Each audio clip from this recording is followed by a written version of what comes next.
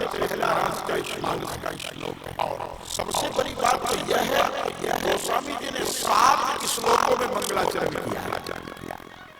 कितने श्लोकों में? जो रामचरितमानस पढ़ते उनको याद होगा, हमारे महात्मा जी रामचरितमानस का पाठ कर रहे हैं। क्यों कि कथा में पूरा रामचरितमानस नहीं कहा जा सकता है। कथा में उतना व्याख्या करते करते समय नहीं रहता जो हम पूरे रामचरितमानस के एक चौपाई पढ़े या दोहा पढ़े। इसके लिए इसका संपूर्ण रामायण पाठ करने के लिए एक पाठक को भी बैठाया जाता है जो आप रामायण एक तरफ से पढ़े। बोलिए भक्तवत्सल भगवान की। इसलिए थोड़ा सा एक भजन सुन लो, इसके बाद में आगे की कथा आप लोग श्रवण करेंगे। बोलिए श्री गुरुदेव भगवान की। हो कैसे ढूंढूं मैं रघुबर पता तुका, रूप माया लिया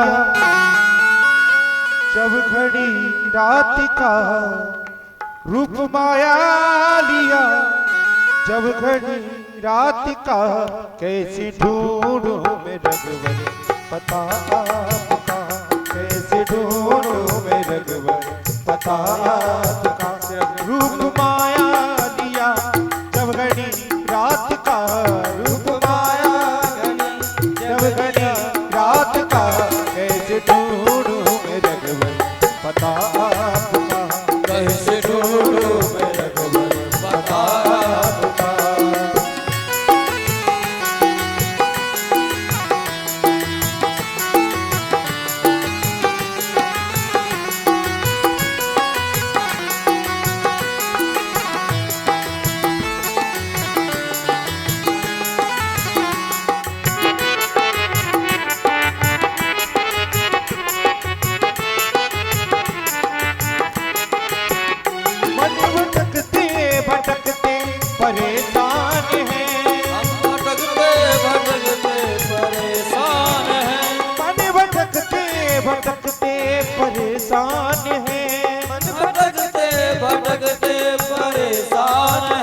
मन भटकते भटकते परेशान है, मन भटकते भटकते परेशान। अब तो केवल बचा आसरा आपका, अब तो केवल बचा आसरा आपका, अब तो केवल बचा आसरा आपका, अब तो केवल बचा आसरा आपका, रूप माया लिया जब घड़ी रात का, रूप माया घड़ी जब दिया आपका, कैसे ढूंढूं मैं रघुवर आपका, कैसे ढूंढूं मैं रघुवर पता आपका।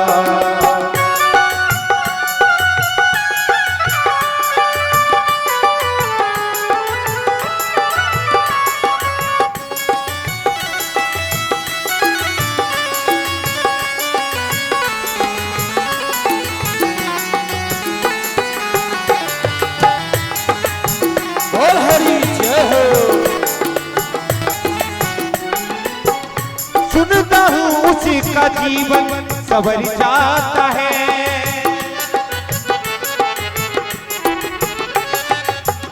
सुनता हूँ उसी का जीवन सवर जाता है, सुनता हूँ उसी का जीवन सुधर जाता है, जिस पे होती करम की प्रणाम का, जिस पे होती करम की नजर आपका, रूप माया लिया जब घड़ी रात का, रूप माया घड़ी जब लिया आपका, कैसे ढूंढूं मैं रघुवर पता आपका, कैसे ढूंढूं मैं रघुवर पता आपका।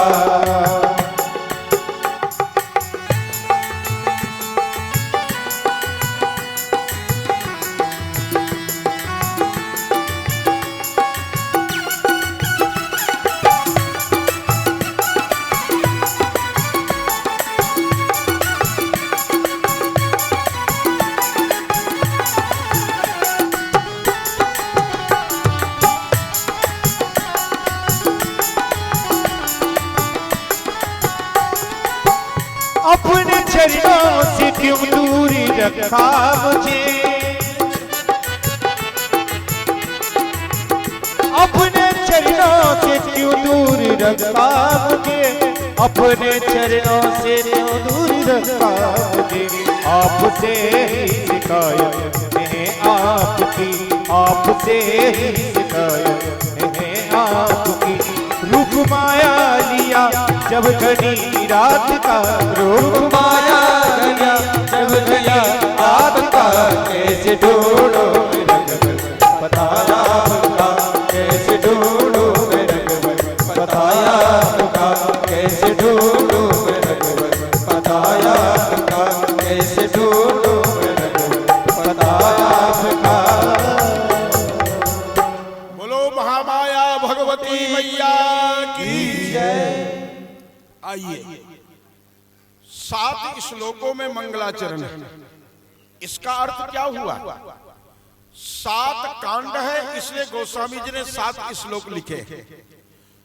किसी किसी महान पुरुषों का कहना है कि 7 समुद्र है, 7 समुद्र पर राम का राज्य था, इसलिए गोस्वामी जी ने 7 श्लोक में मंगलाचरण किया है।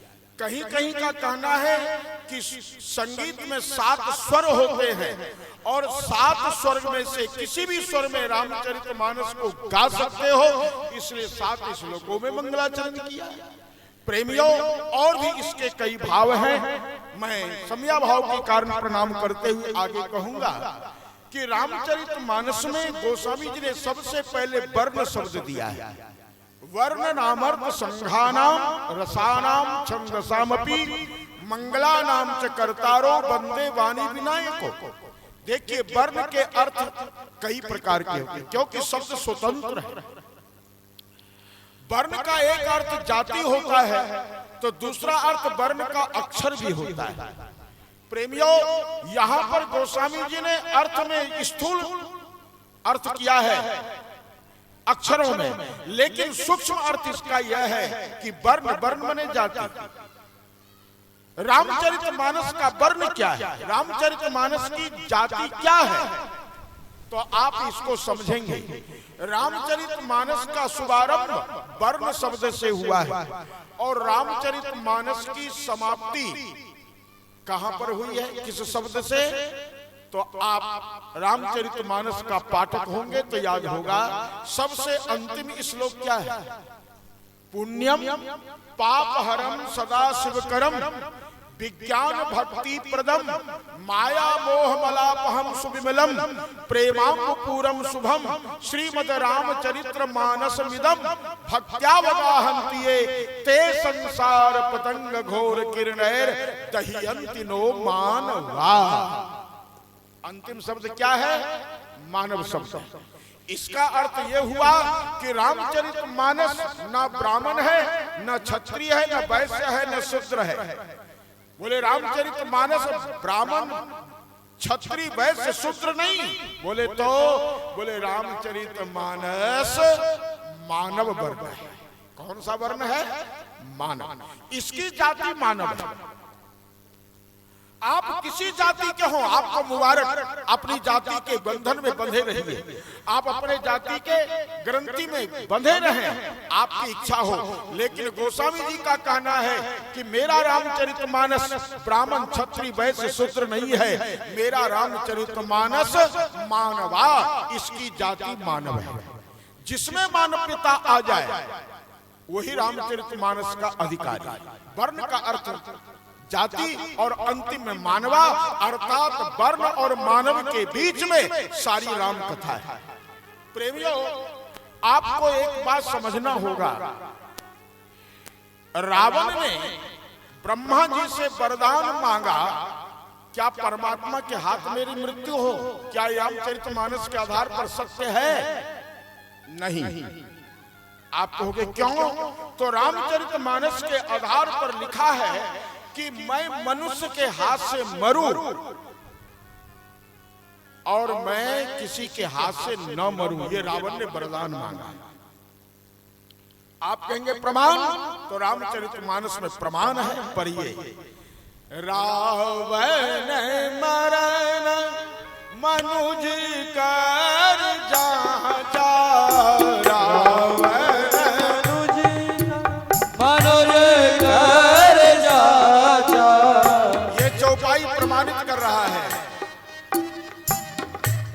याचा मैंने याचना करना, वर मांगना।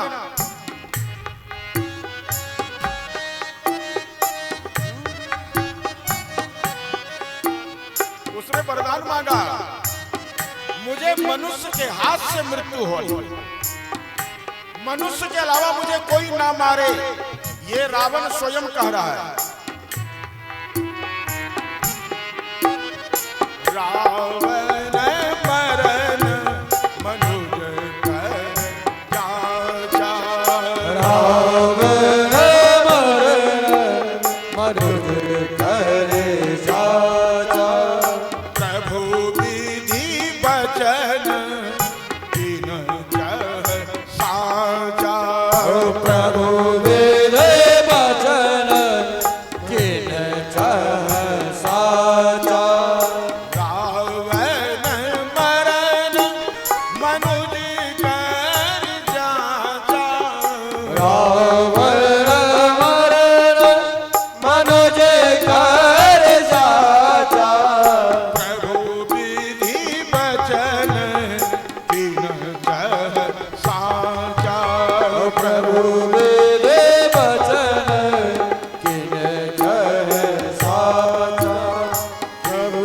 विधि वचन किन जह साचा, किन जह साचा। किन जह साचा। रावण ने कहा, मेरी मृत्यु भगवान के हाथ नहीं, मनुष्य के हाथ है। अगर रावण, देखिए रावण बुद्धिमान है। और एक बात कहूं, अगर आप को समय हो तो मैं एक बात कहूं, रामचरितमानस में 7 कांड है और समुद्र के 7 लक्षण, और एक एक लक्षण एक एक कांड में पाया जाता है। इसकी व्याख्या आगे होगी, लेकिन जो प्रसंग चल रहा है आप उसको पहले श्रवण करें।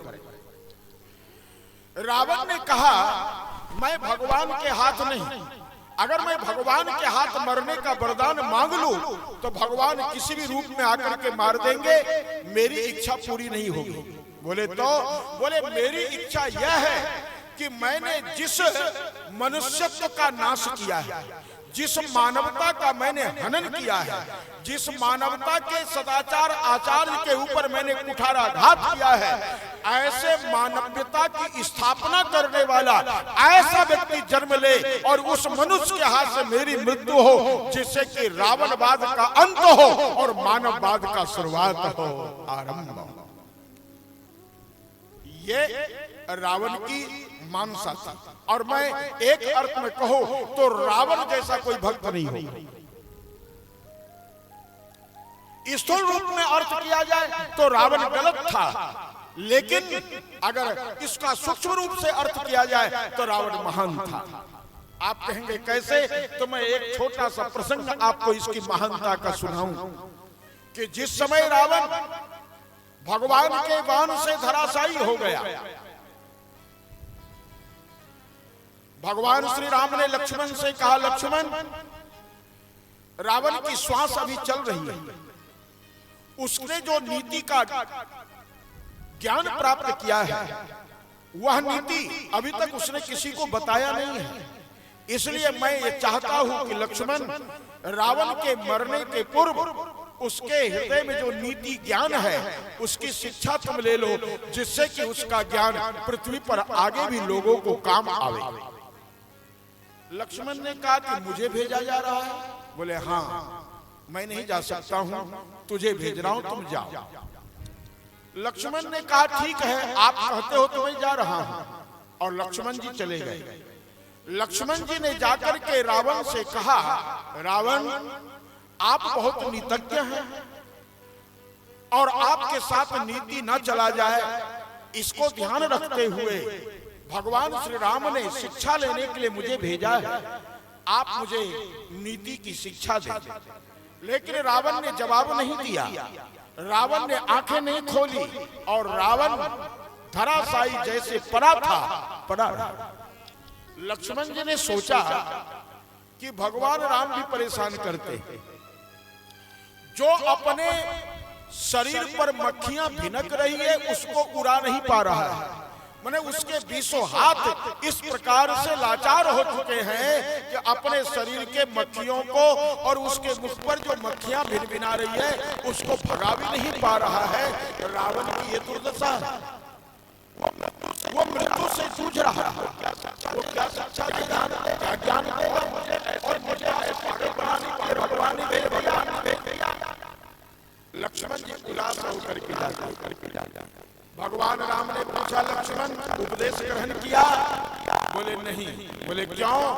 बोले कि वो बोलेगा क्या, बोलने की स्थिति में नहीं।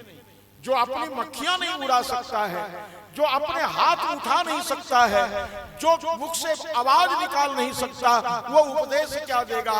आप भी मुझे पागल बनाने के लिए भेज दिए। भगवान राम हंसने लगे। भगवान ने कहा, लक्ष्मण मुझे ऐसा लगता है कि इसमें अपराध तुम्हारा है। बहुत ध्यान से सुनेंगे आप सब, अपराध तुम्हारा है। भगवान राम लक्ष्मण से कह रहे। लक्ष्मण ने कहा, महाराज अपराध मेरा? बोले हाँ। बोले कैसे? बोले तुम शिक्षा लेने गए तो किस स्थान पर खड़े थे? लक्ष्मण ने कहा, मैं उसके मस्तक के पास खड़ा था। भगवान ने कहा, यह शिक्षा लेने की विधि नहीं है।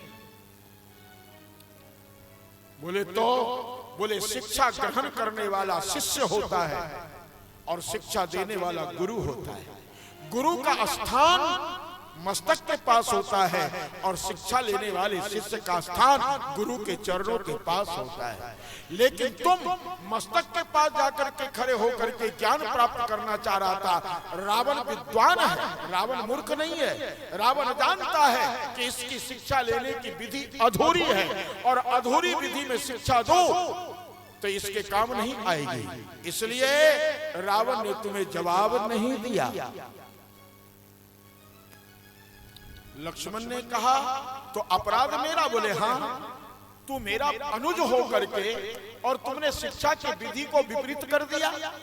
जाओ, संभल के जाओ और उनके चरणों में बैठना। प्रेमियों, ये कथा मुझे सिखाती है कि आप जब किसी व्यक्ति से शिक्षा लेना चाहो तो कभी भी उसके मस्तक पर बैठने का प्रयास मत करना। हमेशा उनके चरणों में बैठ करके और आदर श्रद्धा के साथ ग्रहण करना।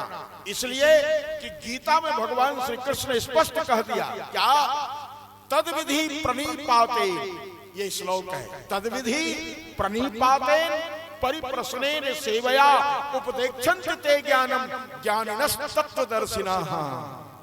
भगवान श्री कृष्ण अर्जुन से कहते, अर्जुन तत्वदर्शी बनना चाहते हो, तत्वज्ञ ज्ञानी बनना चाहते हो, तो उसके लिए तुझे एक कार्य करना होगा। बोले क्या? बोले किसी तत्वज्ञानी पुरुष के पास जाना तो श्रद्धा लेकर के जाना। प्रणिपातेन, नम्र होकर के जाना। प्रणिपातेन का अर्थ एक नम्रता, लेकिन दूसरा अर्थ यह भी है कि उनके शरण में रहना। परिप्रश्नेन सेवया, उसकी सेवा भी करना। जब तक आप सेवा नहीं करोगे कुछ नहीं मिल सकता है, सेवा करने से मिलता है। मुझे एक बात याद आई कि रासायनिक विद्या एक फकीर जानता था कि लोहे को सोना कैसे बनाया जाए रसायन विद्या से। राजा ने कहा कि मुझे सिखाओ। उसने कहा ऐसे नहीं सिखाऊंगा। बोले कैसे सिखाओगे? बोले कि जो चेला बनता है उसको सिखाया जाता है। तू राजगद्दी पर बैठा, मैं नीचे बैठा हूं, ये शिक्षा अधूरी होगी। राजा को क्रोध आया, उसने उसको जेल में डाल दिया।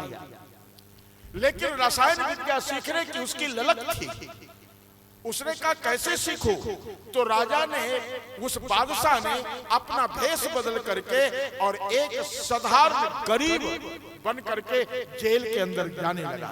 उसका पैर दबाने लगा, सेवा करने लगा। वह रसायन विद्या का फकीर जान गया कि ये राजा बादशाह है, लेकिन मुझे जेल में डाल दिया और यहाँ सेवा कर रहा है, तो शिक्षा लेने की विधि यही है, इसको पहले सेवा करने दो। जब 1 महीने सेवा कर लिया तब एक दिन प्रश्न करता है कि मुझे ये रसायन विद्या बताएं। उस फकीर ने बता दिया। बताने के बाद अब उसको जेल से निकाल करके दूसरे दिन बादशाह ने अपने सामने उपस्थित किया और क्या कहता है, ऐ फकीर, तुमने रसायन विद्या मुझे नहीं सिखाई, लेकिन फिर भी मैंने सीख लिया क्या तुम जानते हो कि मैं ही रसायन विद्या जानता हूं?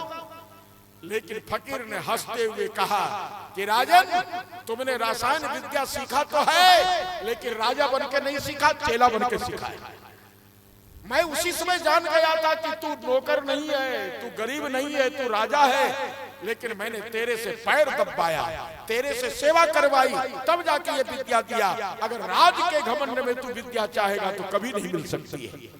प्रेमियों, भगवान श्री राम ने कहा, लक्ष्मण, तुम कितने बड़े ज्ञानी क्यों न हो, लेकिन रावण की विद्या जानने के लिए, नीति जानने के लिए तुम्हें सेवक बनना होगा। इसलिए जाओ, इस बार चरणों में जाकर के प्रणाम करना और फिर प्रश्न करना। तद्विधि प्रणिपातेन परिप्रश्नेन सेवया उपदेक्षन्त ते ज्ञानम ज्ञानिनस्तत्वदर्शिनाः। इस प्रकार से आप लोग बड़े श्रद्धा से सुन रहे हैं, इसलिए मैं भी कुछ ऐसी तात्विक बातें, प्रसंग आपके सामने रख रहा हूं।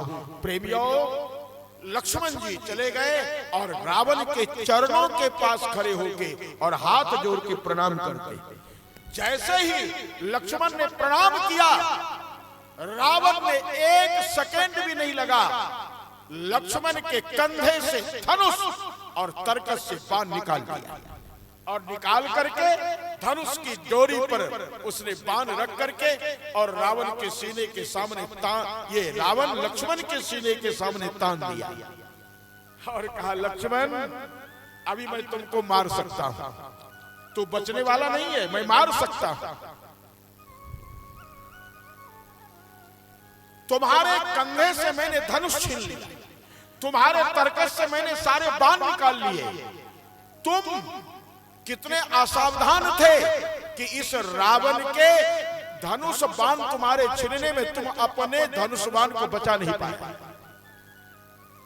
लेकिन तू राम का छोटा भाई है, इसलिए तेरे ऊपर मुझे दया आ गई, ये संभाल अपना धनुष और अपना बाण। लक्ष्मण आश्चर्य में पड़ गए कि मैं पहले आया तो इन्होंने कुछ भी आवाज नहीं लगाई, मक्खियां भिनक रही थी, उसको भगाने की शक्ति नहीं थी, लेकिन मेरे कंधे से धनुष और मेरे तरकस से बाण छीन लिया, मैं रोक भी नहीं पाया, अपने वस्तु को बचा भी नहीं पाया। इसका मतलब कि ये रावण अभी भी बलशाली है, बुद्धिमान है, बलवान। रावण ने कहा, लक्ष्मण, तू सेवक बन के आया है, इसलिए पहली शिक्षा मैंने तुझे दे दी। बोले क्या? बोले दुश्मन के पास असावधान होके कभी मत जाना। अगर इसको दूसरा प्रमाण लेना हो तो अरण्य कांड पढ़ लो। अरण्य कांड में लिखा है क्या? रिपु रुज पावक पाप प्रभु अहिगण्यन छोट करी। कितने चीज को छोटा नहीं समझना चाहिए, रामचरितमानस में इसका प्रमाण है। क्या? रिपु, शत्रु कितना भी हल्का हो, कमजोर हो, कभी कमजोर मत मानना, समय आने पर वह शत्रु आपको समाप्त कर सकता है। चींटी में कोई शक्ति नहीं है, हाथी कितना बलवान है, लेकिन एक चींटी हाथी के सूर में प्रवेश कर जाती है और मस्तक पर चढ़ जाती है तो उस हाथी को मरना ही पड़ता है। बताइए चींटी कितना कमजोर है, हाथी कितना मजबूत है, लेकिन चींटी उस हाथी का ऐसा शत्रु बनी जो वह उसको जान ले लेती है। तो इसलिए रिपु, पहली बात, शत्रु कितना भी कमजोर हो, कमजोर मत समझना। दूसरी बात सुनो, रुज, रुज कहते रोग को, कितना भी छोटा रोग हो उसका तुरंत इलाज करना, कभी उसको छोटा समझ करके नजरअंदाज मत करना, वह रोग तुम्हारा भयंकर हो जाए। और इसका भोक्ता मैं हूं, इसका भोक्ता मैं हूं प्रेमियों, मैं अपना ही प्रमाण दूंगा। छोटे से रोगों को मैंने कुछ नहीं समझा, लेकिन आज वो बड़ा रोग बन गया। इसलिए प्रेमियों, रिपु रुज पावक छोटी सी अग्नि है, उसको साधारण मत समझो, वह कितने गांव कितने नगर जला सकते हैं। रिपु रुज पावक पाप, और छोटा से पाप को पाप मत समझना, छोटा सा पाप आपको भयंकर नरक में डाल सकता है। इसलिए छोटे से पाप भी हो जाए तो उसका प्रायश्चित तुरंत करो। उस पाप से बचने के लिए धर्म कार्य अवश्य करो। रिपु रुज पावक पाप और प्रभु, प्रभु कहते मालिक को, राजा को। राजा कितना भी कमजोर हो, कभी कमजोर मत समझना। इस बार देश की यही तो हालत हुई कि मोदी जी ने समझ लिया कि हम 2-2 बार जीत गए, इस बार 400 के पार हो जाएंगे। उन्होंने हल्के से लिया, क्या परिणाम निकला देख लीजिए। आज बैसाखी पर टिक करके राज कर रहे हैं, कल ही तो राजा बने। प्रेमियों, इसलिए लिखा है कि रिपु गोस्वामी जी जगत की अंतिम व्यवस्था है, इसमें कोई संदेह नहीं। उन्होंने जो लिख दिया आज प्रत्यक्ष में आप देख रहे हो। रिपु मने शत्रु, रुज मने रोग, पावक अग्नि, पाप, और प्रभु मने मालिक। कभी भी किसी पार्टी को छोटा मत समझना, वो भी कभी कभी इतना बड़े स्थान पर प्राप्त कर लेता है कि उसके बिना आप रह नहीं सकते, सत्ता में नहीं रह पाओगे, आपको सत्ता खोनी पड़ेगी। इसलिए प्रेमियों, अहि अंतिम चीज कह दिया, सर्प। सांप कितना भी छोटा हो, कभी लापरवाह मत होना, वो छोटा सांप भी तुम्हारा जान ले लेगा। अहि गलिया ने छोट करी, कभी इसे छोट नहीं समझना, ये भारी परिणाम आपको दे सकते हैं। इसलिए रावण ने कहा सबसे पहली शिक्षा यह है कि किसी भी शत्रु के पास कितना भी कमजोर हो, कभी लापरवाह होकर के मत जाना, सावधान होकर के जाना। तू लापरवाह होकर के आया क्या कि जो अपनी मक्खी नहीं मुंह से भगा सकता है, जो मच्छर को नहीं भगा सकता है, जो अपने हाथ जरा सा उठा नहीं सकता है, वो मेरा क्या बिगाड़ेगा। ऐसा सोच करके तू लापरवाह होकर मेरे पास आया, मैंने तेरा धनुष बाण छीन लिया, तू क्या कर पाया। लक्ष्मण के कान खड़े हो गए। राम राम, भगवान ने सत्य कहा था कि रावण बहुत बड़ा नीतज्ञ है, बहुत बड़ा ज्ञानी है, अब मेरे समझ में आ रहा है। देख लीजिए, लक्ष्मण जी दूर खड़े हुए, बोले अब नजदीक भी आ जाओ, लेकिन मैं तुमको सावधान कर दिया, पहली शिक्षा यह है। बोले दूसरी शिक्षा। लक्ष्मण ने कहा दूसरी शिक्षा तो बाद में सुनूंगा, लेकिन उसके पहले मुझे एक प्रश्न आया, उसका उत्तर दो। रावण ने कहा क्या प्रश्न तुम्हारे अंदर आया। लक्ष्मण ने कहा कि आप इतना ज्ञानी हैं और इतना जानते हैं, आपने अपने कुल का नाश क्यों करवाया। इतना ज्ञानी व्यक्ति होकर के अपने कुल का नाश करवा दे, ये तो बात समझ में नहीं आती है। तो उन्होंने कहा कि नहीं नहीं, मैंने अपने कुल का नाश नहीं किया है। बोले तो, बोले मैंने अपने कुल को, अपने वंश को चलाने के लिए मैंने विभीषण को पहले ही राम के शरण में भेज दिया है। क्यों कि मेरा तामसी शरीर राक्षस का है और मेरे परिवार राक्षस शरीर वाले हैं, तामस शरीर से भजन नहीं हो सकता है। हाँ, रावण ने अपने मुख से अरण्यकांड में कह दिया है क्या, भजन हो ये नहीं तामस देहा, ओ भजन न हो तामस देहा, भजन भजन हो ही नहीं तामस देहा, ओ भजन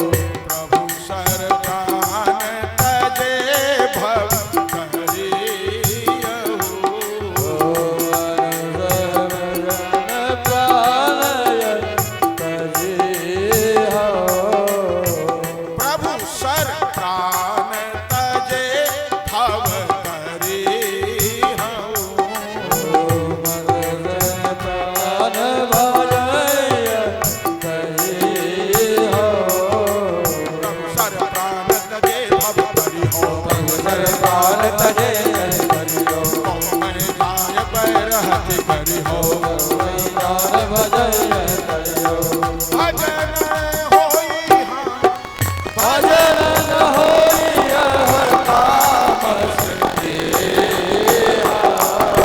ओ भजन हो हर काम सिद्धि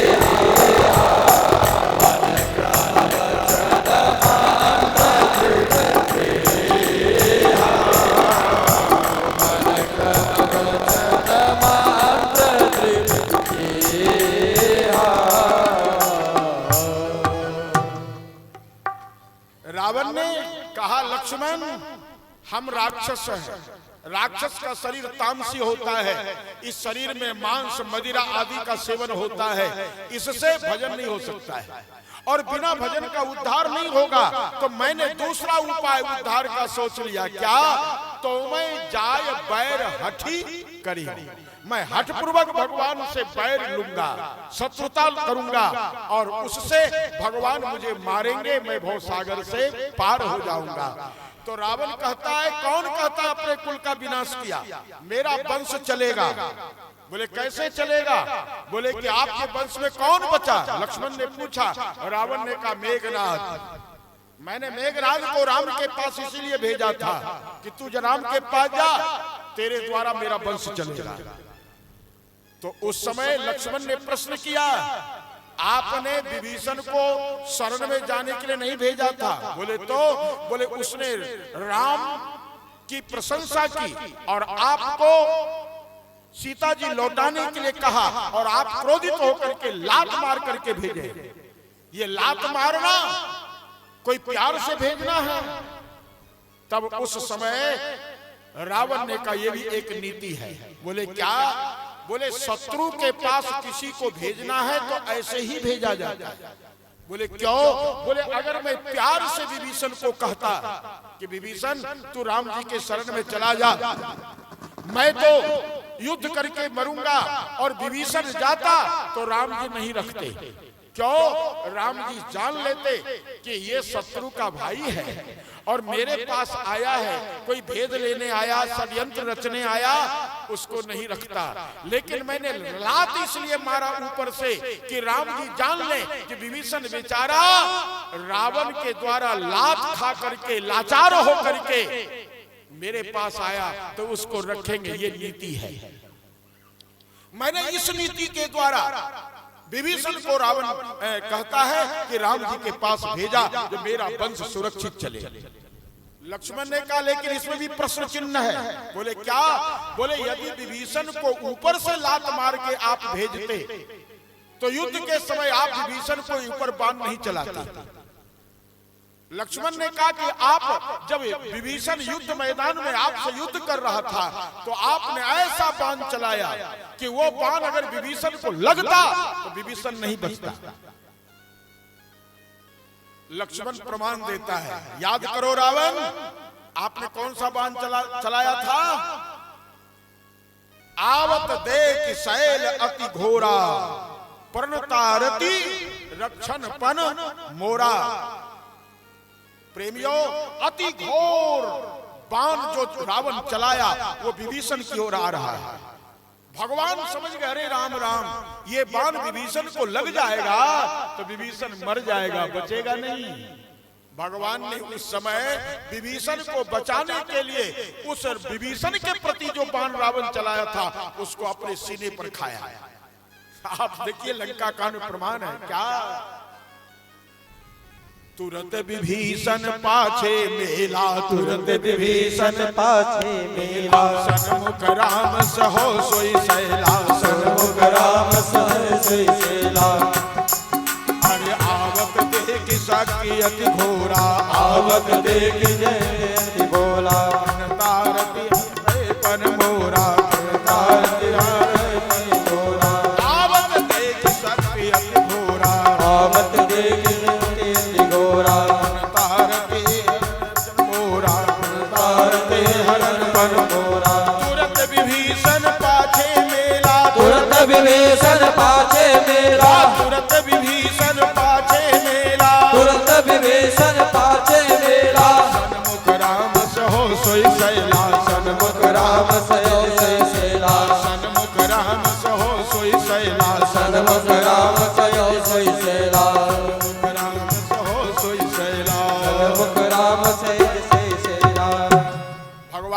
विभीषण का हाथ पकड़ा, तुरंत पीछे धकेल दिया और उसके सामने खड़े हो गए। वह बाण भगवान राम के सीने में लगा। भगवान राम भी लीला रूप में धराशायी होकर जमीन पर गिर जाए। लक्ष्मण ने कहा, रावण, अगर आप और विभीषण को शरण में भेजते वंश चलाने के लिए, तो ऐसे कठोर बाण आप नहीं चलाते विभीषण को मारने के लिए। तब रावण ने जवाब दिया, लक्ष्मण, ये भी मेरी नीति है। बोले क्या? बोले मैं तुझे शिक्षा दे रहा हूं, सुन। बोले क्या? बोले तुमने एक बात देखा क्या कि जब विभीषण को राम जी ने अपने पीछे करके मेरे बाण को अपने सीने पर लगा करके और विभीषण को बचा लिया, तो उसके बाद मेरा युद्ध का स्वरूप बदल गया। मैंने अंधाधुंध युद्ध करना शुरू कर दिया, आंख मूंद करके। बोले क्यों? बोले नीति में राम जीत गए। मेरे समझ में बात आ गई। बोले क्या? बोले मैं राम की परीक्षा ले रहा था। क्या है राम, जिसको तूने अपने शरण में रखा है, मैंने तेरे शरण में भेजा है, उसके लिए तू अपना प्राण देना चाहता है या नहीं देना चाहता? ये राम की परीक्षा थी। लेकिन जब मैंने देख लिया कि विभीषण को मारने वाला बाण राम ने अपने सीने पर सह करके विभीषण की रक्षा की, मैं निर्द्वंद हो गया, निशंक हो गया कि मेरा विभीषण सुरक्षित है, अब मुझे मरना है। मैंने अंधाधुंध बाण चला करके और अपने आप को इस स्थान पर पहुंचा दिया। सुग्रीव श्री लक्ष्मण जी रावण के इस शब्द को सुन करके गदगद हो गए। आहा, रावण, मैं आपको प्रणाम करता हूं, आप तो महान भक्त निकल गए। मैं आपको शत्रु समझता था, लेकिन आप इतने महान भक्त निकल गए, धन्य है आपको। और प्रेमियों, इसके बाद रावण ने और कुछ बातें कही। वह कौन कौन सी बातें, संक्षिप्त में सुन लो। रावण ने यह कहा कि मैं चाहता था कि स्वर्ग तक सीढ़ी बना के तैयार कर दूं। लोग मरने के बाद जाते हैं, लेकिन मैं जगह जगह कैंटीन खोल दूंगा। जैसे वैष्णो देवी जाते हो ना, जगह जगह होटल खुला हुआ है, चलते जाओ, खाना खाते जाओ, आगे बढ़ते जाओ। बोले इसी तरह मैं स्वर्ग तक सीढ़ी बना दूंगा, जगह जगह कैंटीन खोल दूंगा, होटल खोल दूंगा, आगे बढ़ते जाओ, खाना खाओ, विश्राम करो, फिर चलो और इस शरीर से स्वर्ग पहुंच जाओ। मैंने ये सोचा था, लेकिन मैंने सोचा कि मैं कभी मरूंगा ही नहीं, इसलिए आज नहीं कल, कल नहीं परसों करूंगा। लेकिन आज मेरे यह बात पूरी नहीं हुई, मैं जा रहा हूं। इसका अर्थ यह हुआ कि कोई भी अच्छा कार्य भविष्य के गर्भ में मत छोड़ना, उसको तत्काल करना। मेरा स्वास्थ्य उतना अच्छा नहीं था और मेरे पास समय भी नहीं था, मुझे तुरंत यहां से जाना पड़ेगा। लेकिन फिर भी हमारे श्री परशुराम जी, राजा राम जी और उनके साथ और भी सदस्यगण गए थे, मैं जिनके नाम से ज्ञात नहीं